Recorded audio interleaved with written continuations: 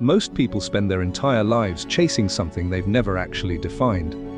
They work long hours, skip vacations, delay happiness, and sacrifice time with family, all in the name of financial freedom. But here's the uncomfortable truth. Most of them wouldn't recognize financial freedom, even if they had it, because what they're chasing isn't freedom at all. It's a number. And a number, on its own, will never set anyone free. This video is about why the mainstream idea of financial freedom is deeply flawed, and what it actually means to build a life where money works for people, not the other way around. The dangerous myth of no money. The most widespread misunderstanding about financial freedom is the belief that it's a destination defined by a specific dollar amount. Ask most people what financial freedom looks like, and they'll say something like, when I have $1 million, or when I can retire. This is the first and most dangerous myth. There's a reason why so many lottery winners end up broke within just a few years of their windfall. Studies on sudden wealth consistently show that people who receive large sums of money without the mindset and habits to manage it tend to lose it all. The problem was never the amount, it was the relationship with money itself. Nicolas Cage is a perfect real-world example. He was so obsessed with his lizards. All he wanted was to photograph the lizards. He never wanted to put me in a club. Despite earning over $150 million in his career, he faced severe financial collapse due to reckless spending on mansions, exotic cars, and extravagant purchases. The number was enormous. The freedom was non-existent. The myth of enough money also keeps people stuck in a deeply flawed cycle. They tell themselves they'll start living freely once they hit a target, once they get the raise, pay off the house, or reach retirement. But the goalpost keeps moving. Morgan Housel. Like if there's literally one thing, like one trait that you want that's going to allow you to accumulate wealth, it's the lack of FOMO. Why do index funds work so well? Two reasons. One is it's all... In his widely discussed work on money psychology, captured this perfectly when he observed that one of the hardest financial skills anyone can develop is knowing when to stop moving the target. Most people never stop. They earn more, want more, and feel no closer to freedom than they did at beginning. True financial freedom has never been about a number. It's about having enough predictable, sustainable income to live life on one's own terms, with the peace of mind to back it up. That looks completely different for different people, and that's exactly the point. A teacher who works part-time, travels during summer, and carries zero debt might be far more financially free than a corporate executive pulling in $500,000 a year, but drowning in obligations, stress, and lifestyle inflation. The stop working illusion. The second major misconception is that financial freedom means never having to work again. This idea has been glamorized endlessly on social media, images of people with laptops on beaches, passive income graphs going up forever, and influencers who claim they retired at 32. It sounds beautiful. It's also largely fiction. The truth is that work in itself is not the enemy. Meaningless, unfulfilling, and soul-draining work is the enemy. There's a critical difference between the two. Research on happiness and life satisfaction consistently shows that people with purpose, contribution, and structure tend to live longer, feel better, and report higher levels of contentment. Removing all work from life doesn't produce freedom, it often produces emptiness. Consider Oprah Winfrey. Who am I?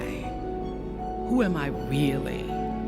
She is worth an estimated $28 billion. She could have retired decades ago. Instead, she continues to build, create, and lead enterprises, not because she has to, but because she chooses to. That is precisely what financial freedom looks like in practice. It's the power of choice. Oprah doesn't work because she needs money. She works because meaningful effort brings its own reward, and she has the financial foundation to pursue only what truly matters to her. The same principle applies to people like Warren Buffett, who still goes to the office daily well into his 90s. Nobody would argue Buffett lacks financial freedom. What he has is something far more valuable, the ability to choose exactly how he spends every hour of every day. That's the real definition. Not the absence of work, but the presence of choice. This distinction matters enormously because people who chase the never work again version of freedom often make reckless decisions to get there fast. They burn out building businesses they hate, take dangerous financial risks chasing passive income, and sacrifice relationships and health in the process. They reach their goal feeling hollow because the goal was built on a flawed foundation from the start. Why freedom is built on habits, not income. The third and perhaps most overlooked misunderstanding is that financial freedom is primarily a product of income.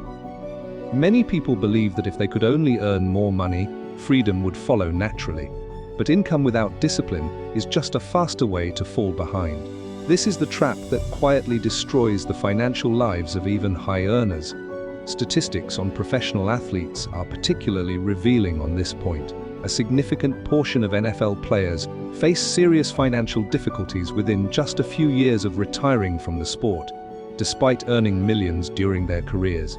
The same pattern appears among NBA players. The income was extraordinary, but without the habits, systems, and mindset required to sustain and grow wealth, those millions evaporated.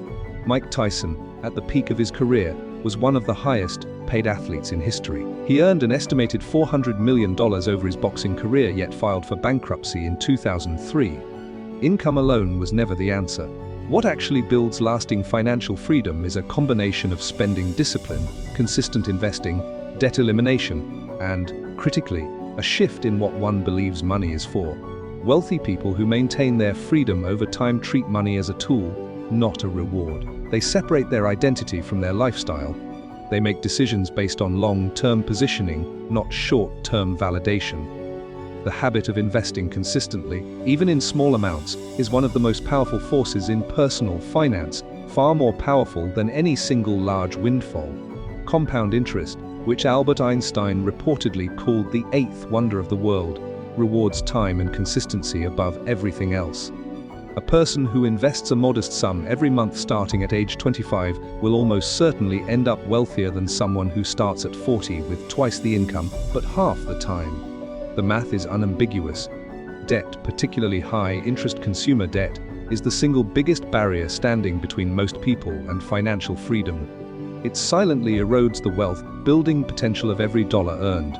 Eliminating it isn't glamorous, but it is foundational. People who are truly free financially don't carry credit card balances or finance depreciating luxuries. They protect their cash flow like it's the engine of their independence, because it is.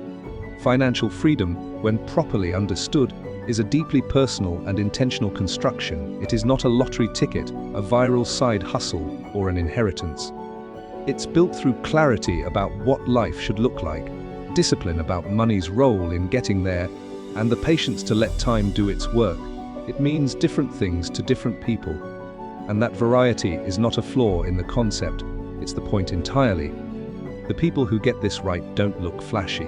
They don't post about their net worth online. They wake up each day with genuine options, to work or not, to travel or stay, to give generously or invest quietly, because they built a foundation that gives them those options. That is what financial freedom actually is. Not a number, not a retirement date, and not a beach photo with a laptop. It's the quiet, undeniable confidence that money is no longer in control of life. People are, and that changes everything.